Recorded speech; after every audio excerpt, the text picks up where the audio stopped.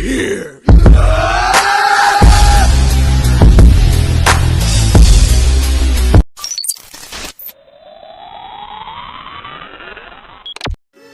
Oh, you people, what it is, it's your boy Figure Lee, and welcome back to the toy department. Today we're going down F20, Spilt Ink, G.I. Joe versus Transformers, The Art of War, Volume 3, on deck in the toy department.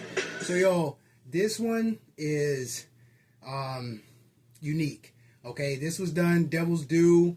It had like, this particular volume being 3, it has 3 different variant covers or whatever, but this one just happens to be my favorite. The guy that penciled this, the people that, you know, put the art, the ink on it, the people that put the color on it, you know, a whole team or whatever, and it is just like, it's really dope. Okay, the story itself is just flat out insane, right? The whole way that they do the Transformers, the G.I. Joe, the whole way they, you know, got Serpentor doing what Serpentor is doing. I'm not going to give the story away. This comic book is old. I think it's 2006, if I'm not mistaken. But you know, outside of all of that, like the story is just insane. And the covers range, okay, because they're different cover artists. But like I said, this one just stood out to me. You know, you can see some things that's going on, like in this background, outside of being able to spot Snake Eyes, Serpentor, Optimus Prime. There's other hookups. Like right here, you can see Grimlock's fist, Ramjet, this Scourge. Like you can see, like you can tell, and you can see things that are going on. And like I said, the story that goes along with this cover art lets you know exactly what's getting ready to happen as soon as you crease this comic book. As soon as you get into this story, like the artwork just pretty much puts you already there, to the point to where, you know, it's kind of no going back. The way that the design is on the Autobots and the Decepticons, the artist, I think his name is Joe NG or Nige or whatever, however you pronounce it. But his spin on the Transformers, the way that he does his mechs, is just, it's a breath of fresh air, because, you know, everybody has their own way of doing Transformers, mechs, Gundams, whatever. But, you know, some people just have a unique spin on it, and he's one of those cats that have a unique spin on it. He gives you the character, and you can see it, okay? And you know who the character is because you can tell.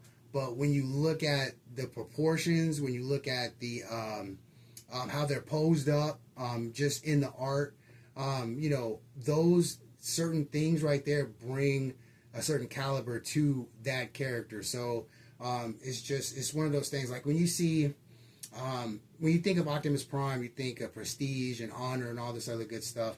And that's what comes out. Even in this little bitty piece right here, you can see the prestige and the honor that comes out. With Serpentor being right there, or even Snake Eyes. I mean, is this not classic, you know, Snake Eyes?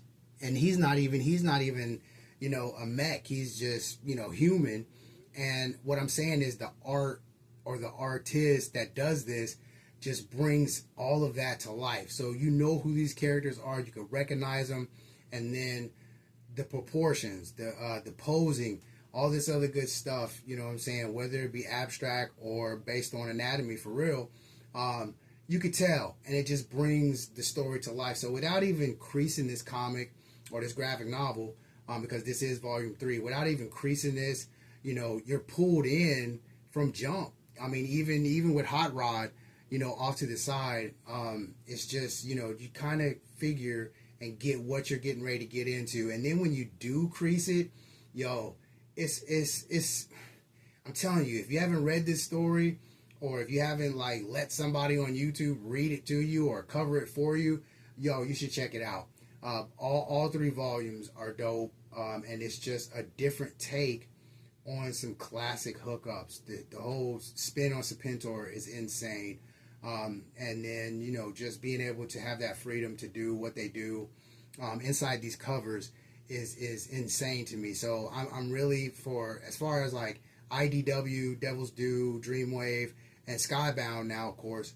You know, it brings, I guess it brings my my geek like full circle, because I'm back to hunting down comic books and looking for certain covers and wanting to get into the stories, you know what I'm saying, just because it's something completely different.